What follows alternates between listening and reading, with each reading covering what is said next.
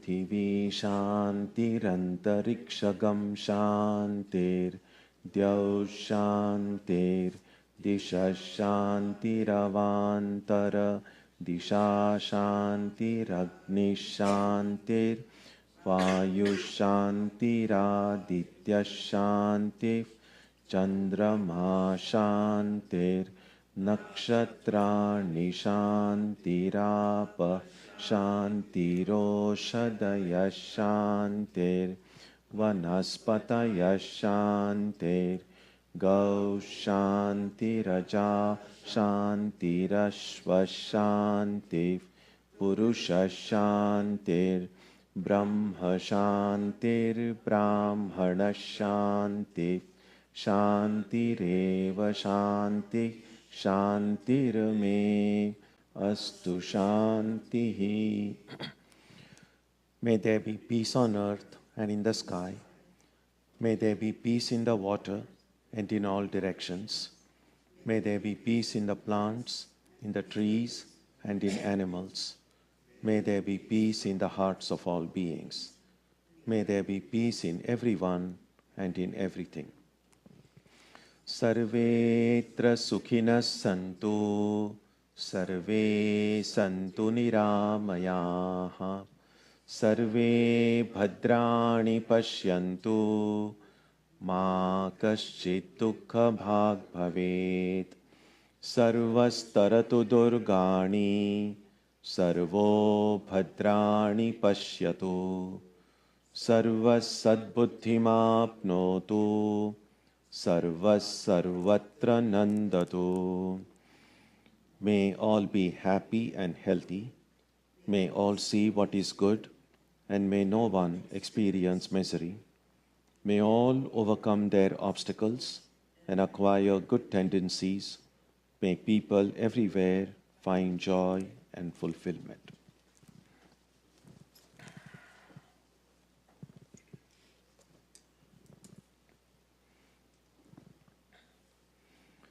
Let us now spend some time touching the center of peace and joy in our hearts. A good way to begin the practice is to withdraw the scattered energies of the mind and bring them to rest on one point. That point can be our own breathing. Let us therefore practice breathing with awareness. As we breathe in, let us visualize that our body and mind are being filled with love, strength, and compassion. And as we breathe out, let us release all the stress, anxiety, and exhaustion in the body and mind. Let us practice this way for a while.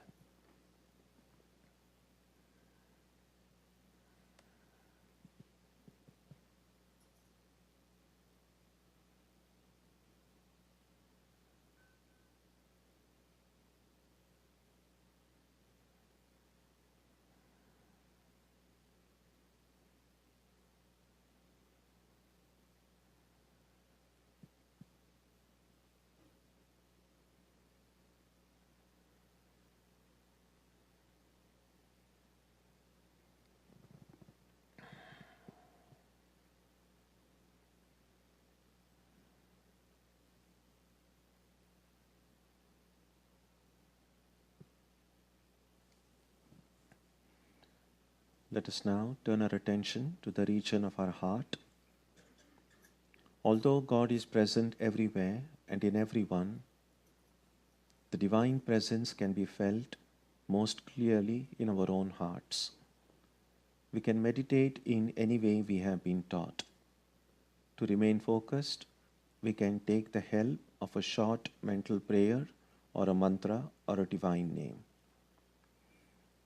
Let us now spend some time dwelling on the presence of God in our hearts.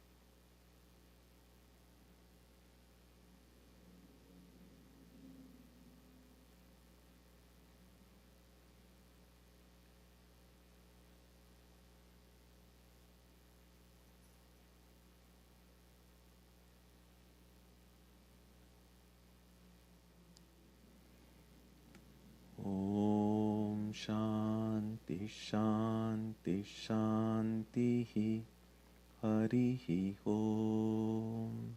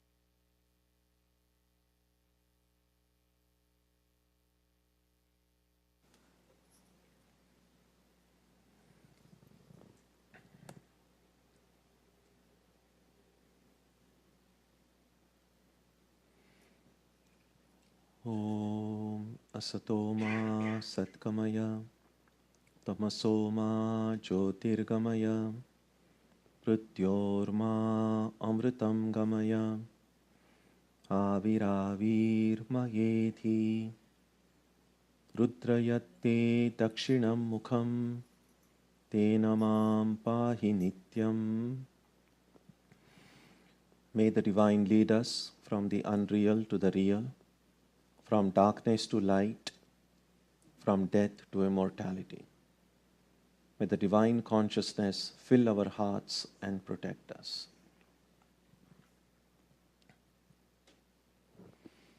Our subject today is recognizing Mother.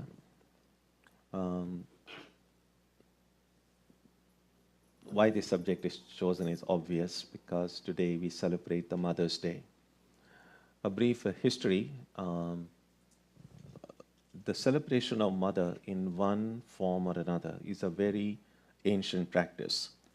We had it in ancient Greece, from where it was picked up during the Roman Empire. Mother is honored and celebrated in many parts of Europe on the fourth Sunday in Lent. The day is called the Mothering Sunday. In India, there isn't a single day for honoring Mother, but God as Mother is worshipped in various forms throughout the year. The modern celebration of Mother's Day has a relatively recent origin. It began in the United States in the last century. It was first celebrated in 1908, that's 110 years ago, when Anna Jarvis held a memorial for her mother in Grafton, West Virginia. She began a campaign to make Mother's Day a recognized holiday.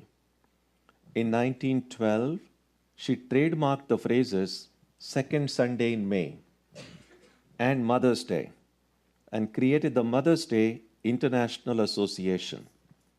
She specifically noted that Mother's Day, their apostrophe comes after the singular mother, should be a singular possessive for each family to honor their mother, not a plural possessive commemorating all mothers in the world. It was to be very specific.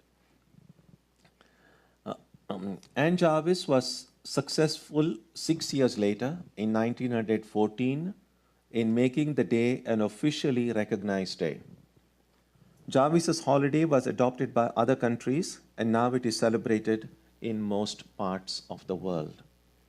Some countries, though, have changed the date to fit already existing celebrations honoring motherhood.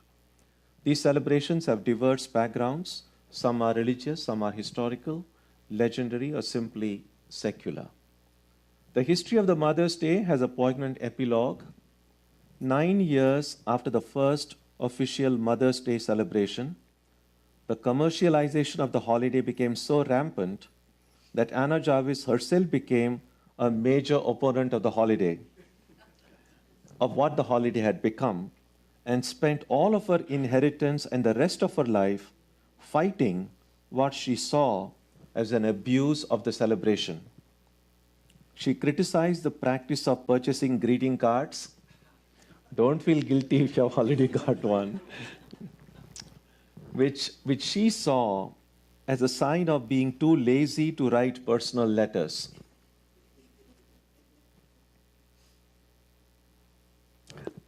But there's so much truth in it, right?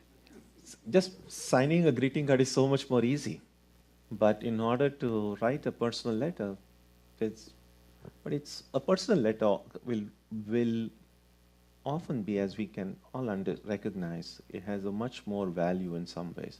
Although it may not be very elegantly worded or as beautiful, but a personal letter will always be more valuable. So Anna Jarvis, who started the holiday, was arrested in 1948 for disturbing peace while protesting against the commercialization of the day. And she finally said that she regretted having started it. Mother's Day continues to be one of the most commercially successful occasions in the country. The day would not have survived without the support and continuous promotion of the florist industries and other commercial industries. But that's about history. Now let's reflect a little bit about mother. Now, instinctively, every one of us knows who our mother is. Well, she is first contact with the world. We don't, immediately after birth, we don't have the words to name her or call out to her in the early days and weeks, but we know who she is. When we are older, we are better able to experience the presence of mother in our lives and better able to express what we feel about her.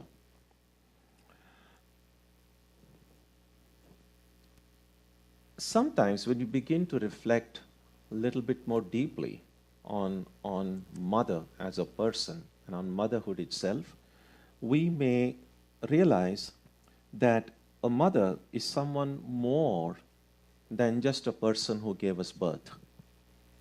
For many in the world, mother may not even be the one who gave them birth. Whatever our personal experience may be, we realize sooner or later that motherhood involves more than simply giving birth. Or it may not involve giving birth at all. 3 days ago, in a piece in New York Times on May 10th, Paula Carter described her experience as follows. So I'm briefly quoting what came in the New York Times 3 days ago. So she said, "My mother was visiting me a few years ago in Chicago for Mother's Day, and we decided to go to church before brunch. The church was big and grandiose, filled with people. At one point in the service, the pastor asked all the mothers in the congregation to stand. My mother stood up. One woman after another arose to her feet. It was a nice tribute, an acknowledgement of all the things that mothers are and do." Then the author says, "I didn't stand. I was in my mid-30s at the time and was not a mother. I still am not. After the service, an older man sitting nearby came up to me and said he'd noticed that I didn't stand. 'Is everything okay?' he asked. I felt awkward, unsure of what to say. He said he'd pray for me. He'd assumed something was wrong because I didn't have children. Why? And why did he feel he could approach me, a total stranger, and ask about this very personal matter? A woman's fertility, it seems, is still a subject of public concern. And the strangest thing about that short conversation was that I didn't know how to tell him the truth, that I had been a kind of mother. I didn't have the words." And then she, in that article, goes on to describe how she was, in fact, taking care of 2 children. She was not their biological mother. She was not even their stepmother. But the relationship that she had, the way she saw how she was in relation to the children, was exactly how a mother would see. But there is no word in our language today. We either recognize a mother or a stepmother. But what about many in the world today who don't fit either of these 2 categories? And yet, their experience and what they do is not in any way different than what a mother would do to their children. So after describing that situation, then the author goes on to say, "We know that more people are marrying later in life or not at all, that more married women are not having children, and that more unmarried women are. By choice or by circumstance, all of these things are changing what it means to be a parent and a family. And yet, we are still mired in narrow expectations and language that is not able to accurately describe the broadening range of familial roles." It's time, therefore, today, as we reflect over motherhood in the 21st century, to separate the idea of mother and father as related to specific genders. A mother doesn't have to be a woman. A father doesn't have to be a man. In a single-parent household, the roles of both mother and father are being played by a single person.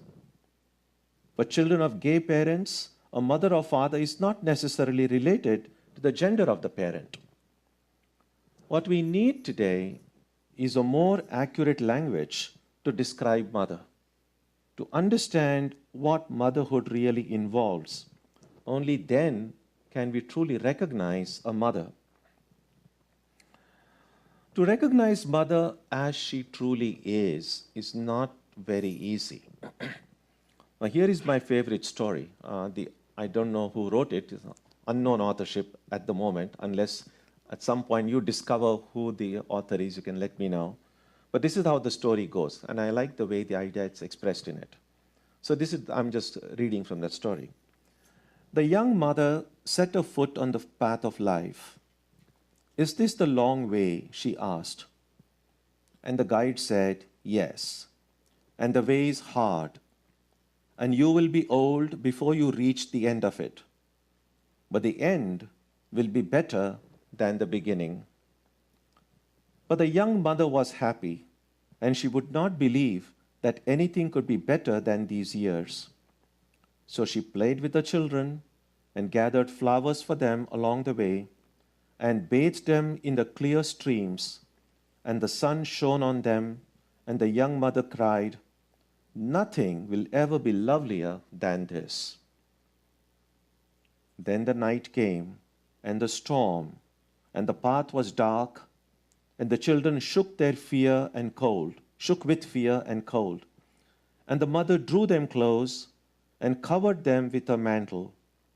And the children said, "Mother, we are not afraid, for you are near, and nothing can harm us." And the morning came, and there was a hill ahead, and the children climbed and grew weary, and the mother was weary too. But at all times she said to the children, "A little patience, and we are there." So the children climbed, and when they reached the top, they said, "Mother, we would not have made it without you."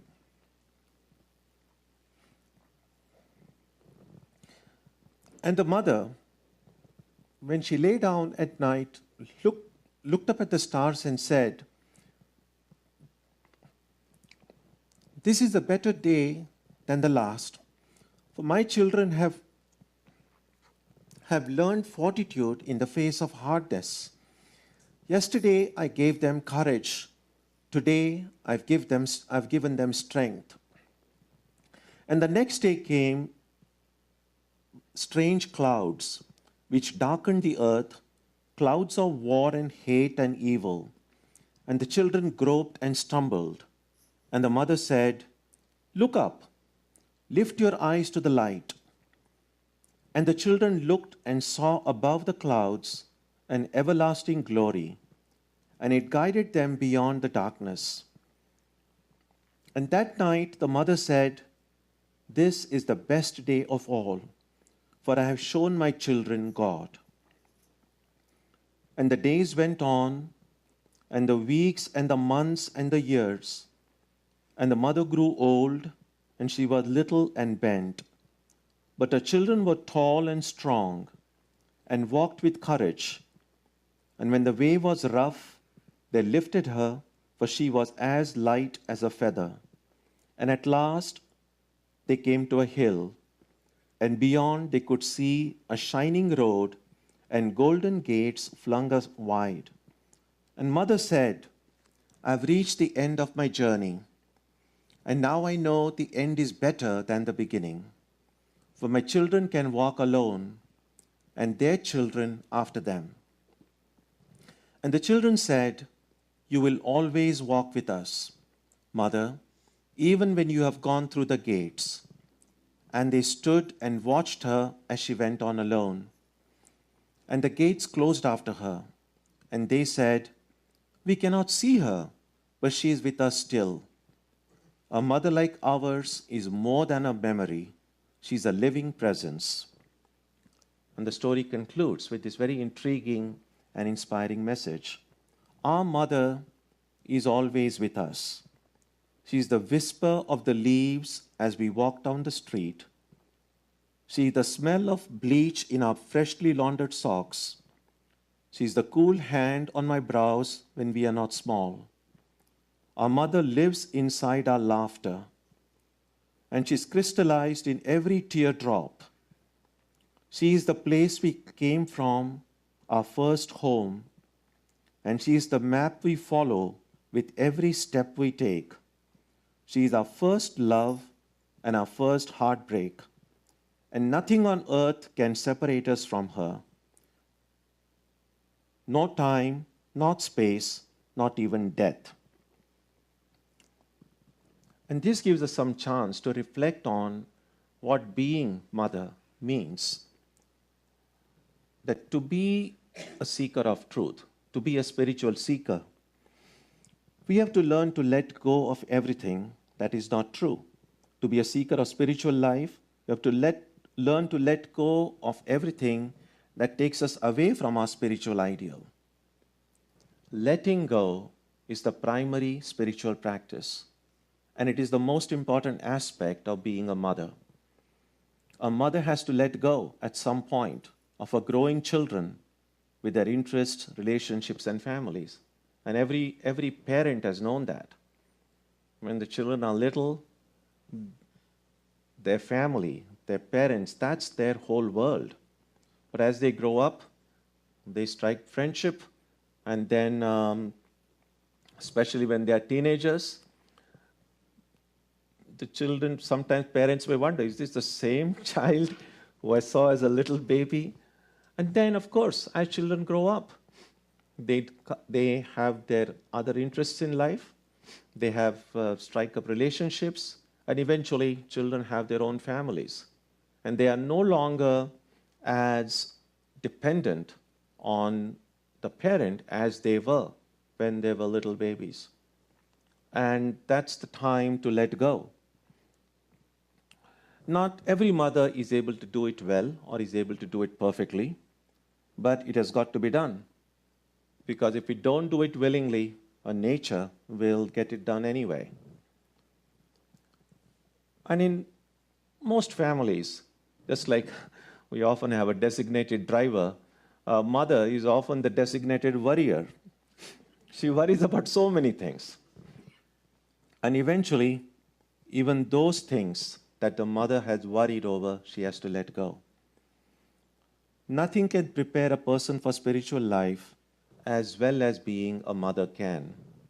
And conversely, nothing can prepare one to be a good mother, a true mother, such as practicing spiritual life. So the two go together.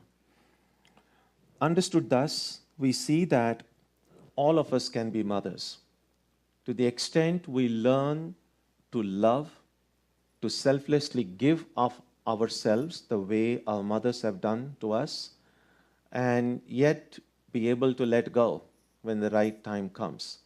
One who is able to do it well, who is able to do it perfectly, who is able to do it graciously, has become a mother.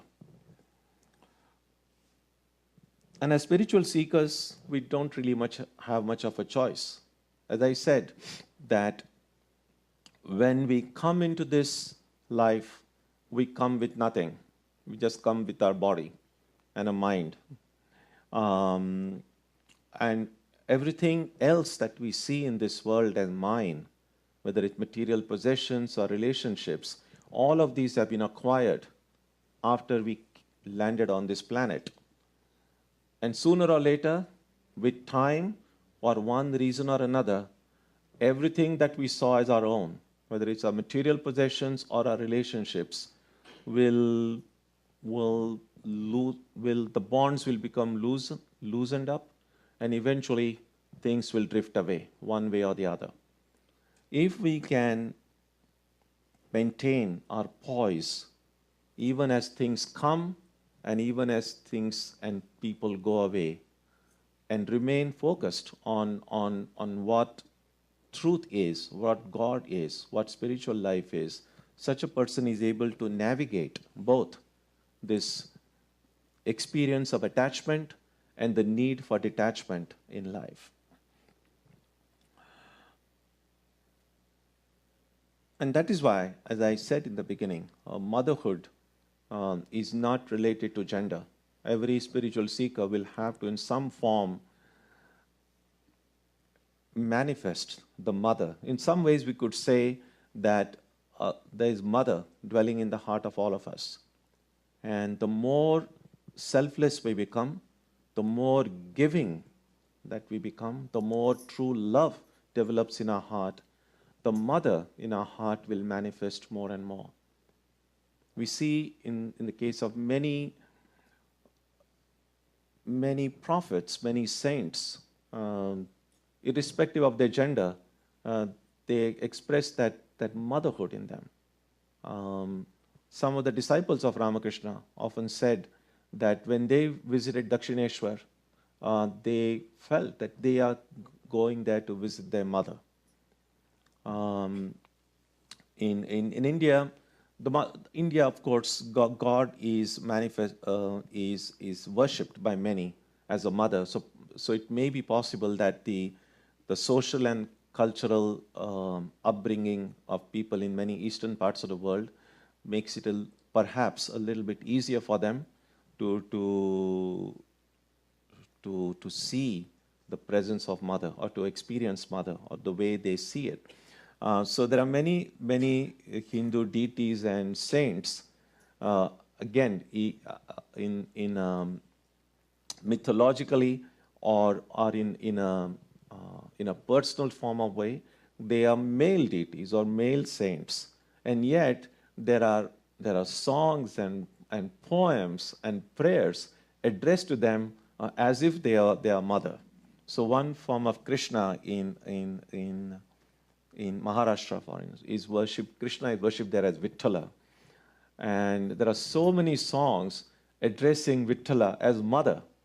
There was a great saint in Maharashtra by name Jnaneshwara, around 12th or 13th century AD.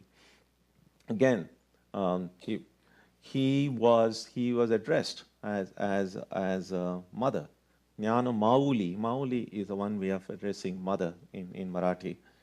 So there are countless. These are just two of the examples that come to mind at once. But there are many such examples when we see that with mother or father, the gender really doesn't play a big role in that.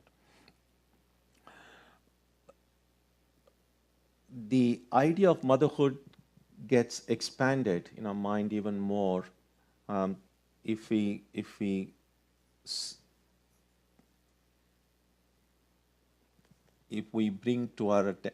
someone brings to our attention that there are in India and many eastern parts, they speak about 5 mothers, Pancha Janani or Pancha Mata. So these 5 mothers are the mother, well, the popular mother, the mother at home, whom we all recognize as mother. But so she is called Griha Janani, the mother we meet at our home. The second mother is called Desha Janani, the place as mother. A Bhasha Janani, the language as mother. Samskriti Janani, tradition as mother. And Vishwa Janani, which is the universal mother, the mother as the source of the entire universe. So we have seen a bit about the Griha Janani, the mother at home, and how to reflect on her. And let's look at these other 4 mothers very briefly. Desha Janani, the place as mother. There's a great Sanskrit poet named Bankim Chandra Chatterjee. He wrote this hymn. It begins with Vande Mataram in Sanskrit, which really means I salute my mother. When India became free, politically free in the 1940s, and they were trying to decide on what national anthem they would want to have, the very first song that came to mind was this Sanskrit hymn addressed to the country as I salute the mother. Eventually, it didn't become the official national anthem, partly because India has been over the years, over the centuries really, a home to many different religious traditions. Although the Hindus are numerically in the majority, there is a considerable presence of Muslims and many other religious traditions.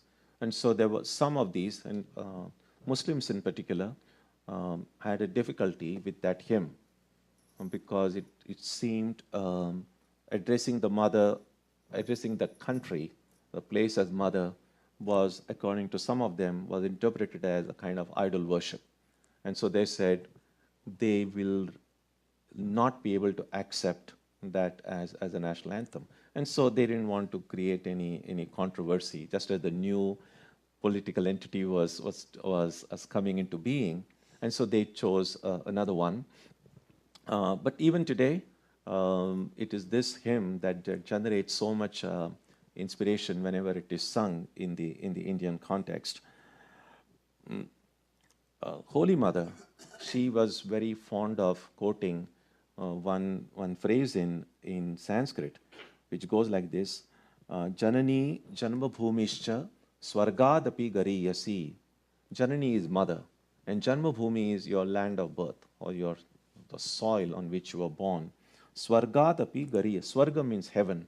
So what she's saying is that the mother and one's motherland are better or higher or greater than even are more it's a better choice than even being in heaven.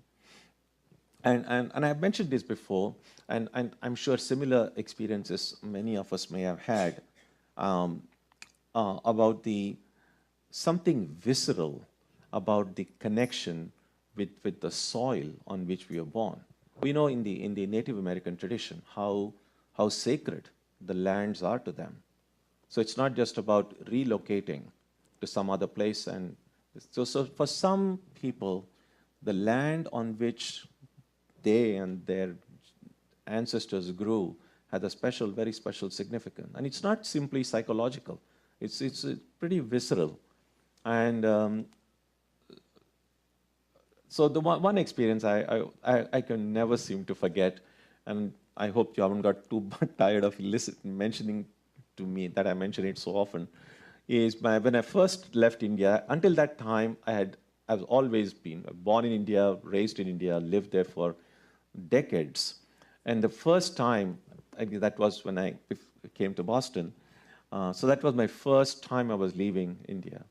And probably only the second or third time I was even sitting in an aeroplane. So as I sat in the plane, I was at a window seat, and of course I knew where I was going, so it was not a big surprise or anything. And I was pretty calm. I didn't feel anything that, well, I'm going so far away and so on. And by the way, my mother had come to see me off at the airport that time. And so when the plane left, and as it was taxiing to the runway, and as it took off, and it was a very god-awful hour of like 2 a.m. in the morning. All international flights leave at very odd hours in India. And so anyway, so I looked out of the window, and as the flight took off, and as the land receded, that time was very, very shocking. I had not expected it. I just felt a kind of an emptiness in the stomach, as if a part of me is being kind of torn apart. It was. You can imagine how powerful it must have been that even now, 20 years later, I just feel as if it just happened now. Now, this is nothing very unusual. It's not unique. I'm sure many of us have had something similar in different situations. But that was the time I realized in a very powerful way what it means, the connection of a person to the soil. And I think in some form or other, most immigrants, especially the first generation immigrants, feel this even more. And so that's one of the reasons why place as a mother can begin to make sense. Then there is the language as mother. Now, no matter how many languages we might know, the language that we grew up speaking, the language we often describe as the mother tongue, will always be special in some ways. It'll be something, because in order for us to think, we need a language. And generally, the language in which we think is the language we are most eloquent in. That is the kind of language we are able to express ourselves in a better way. Because the stories are expressed through words, and every life is really nothing but a long story or a collection of many stories. And even though a mother is only one of the innumerable human beings in the world, she is still special and unique. And therefore, in the same way, the mother tongue is special and unique for every person. And it is usually, as I said, the language that we often speak from childhood. That is why sometimes when you visit a place where everyone is speaking in a language which you might understand, but which is not your mother tongue, and then you hear someone suddenly say a few words in your mother tongue, you just suddenly feel different. And that's how it is. Then you have a bunch of people in front, and then you see a father or mother in the crowd, they feel different. Exactly in the same way is the sound of the language. So that is Bhasha Janani, language as mother. Then there is Samskriti Janani, tradition as mother. Now, just as a mother protects her children, nourishes them, whatever the tradition we are a part of protects us and nourishes us. Now, not everything can be learned from books, and not everything can be reasoned out. A lot of what we do, a lot of what we think, a lot of what we say, and how we say it comes to us through tradition.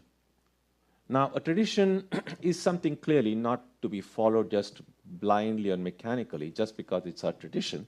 Every tradition needs to be questioned and updated whenever necessary. If you don't update your operating system regularly, then bugs and viruses are going to get in. That's the same thing with tradition. If you don't update it, then it'll be outdated and things don't look so good. That's why sometimes the desire to go back and follow something as it was practiced in the good old days is a wonderful concept. But everything that is in the past needs to be brought to the present with bringing it up to date, so to say, to do the necessary revisions that it might require.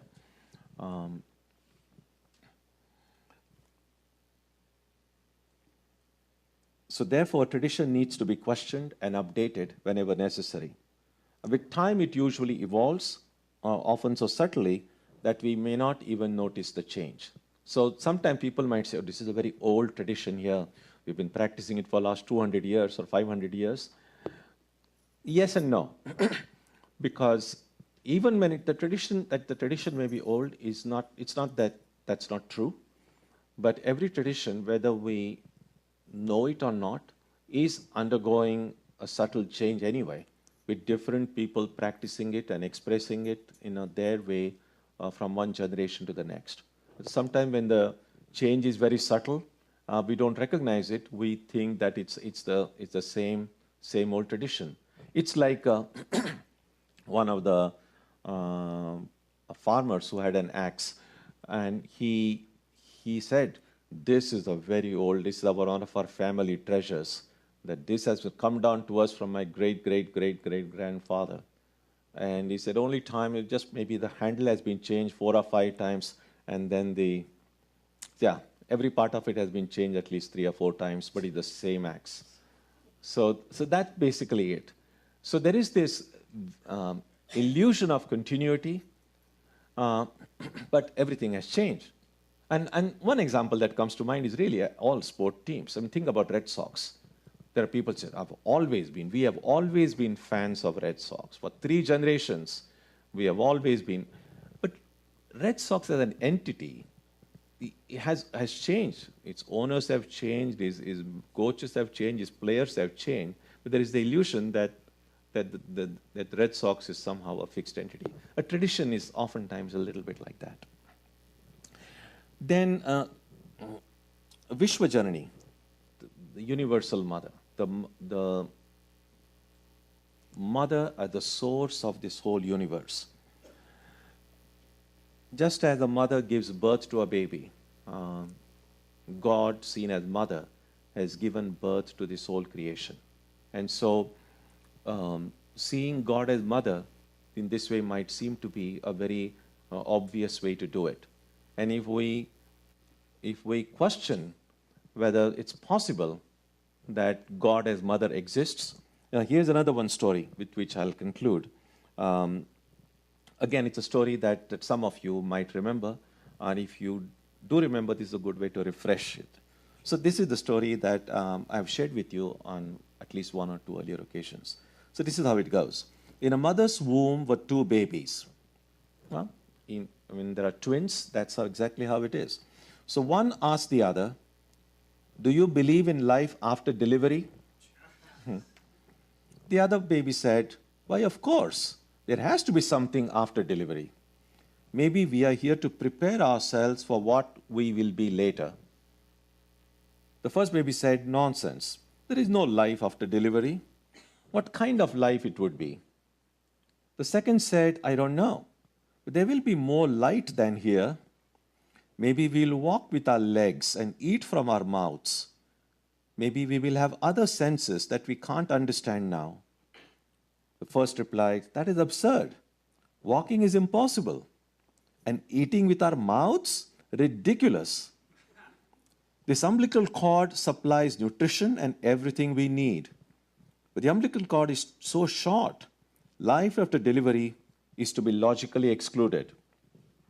The second insisted, "Well, I think there is something, and maybe it's different than it is here. Maybe we won't need this physical cord anymore." The first replied, "Nonsense. And moreover, if there is life, then why has no one ever come back from there to tell us about it? Delivery is the end of life. And in the after delivery, there is nothing but darkness and silence and oblivion. It takes us nowhere." "Well, I don't know," said the second, "but certainly we will meet Mother and she will take care of us." The first replied, "Mother? You actually believe in Mother? That's laughable. If Mother exists then, where is she now?" The second said, "She is all around us. We are surrounded by her. We are her. It is in her that we live. Without her, this world would not and could not exist." Said the first, "Well, I don't see her, so it is only logical that she does not exist." To which the second replied, "Sometimes when you are in silence and you focus and you really listen, you can perceive her presence and you can hear her loving voice calling down from above." If you have any friends or some relatives who don't believe in God, share this story with them. It might make them think a little bit. So even as we celebrate Mother's Day today in our own way, let us keep at the back of our mind that Mother is a much bigger presence than the person in our life that we have known as Mother. We need to look a bit deeper, and then we will see that behind our own mother stands that infinite presence of God. God as Mother is shining through the mother figures in our lives. The light varies because it is being filtered through a human frame bound by its own karmic evolution. The light is the same, its manifestation varies from person to person. May the Mother in our heart awaken soon to the infinite grace of Sri Ramakrishna and Holy Mother. When we become Mother ourselves, that will be the greatest way to honor and serve the mothers we have known in our lives. Om Jananim Saradam Devim Ramakrishnam Jagadgurum Padapadme Tayo Shritva Pranamami Muhurmuhu.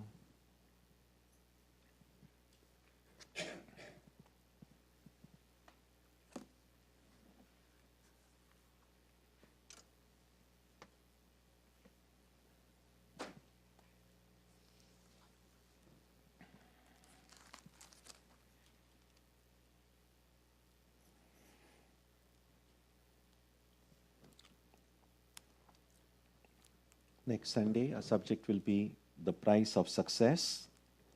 On Wednesday, we'll continue with the study of Bhakti Sutras, and Tuesday and Saturday, our Arati and meditation will also continue as usual. We'll conclude with a prayer now.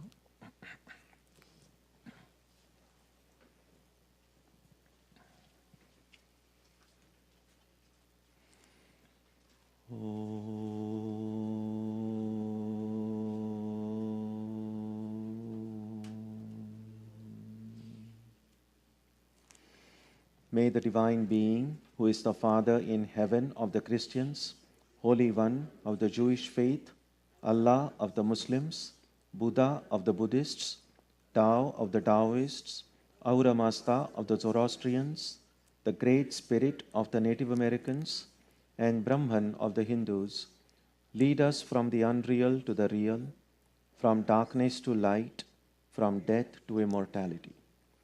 May we be granted strength, freedom, and clear understanding. May we learn to see God in our own hearts and in everyone around us. May God bless us all and fill our hearts with gratitude, grace, and love. Om Shanti Shanti Shanti. Peace, peace, peace be unto you.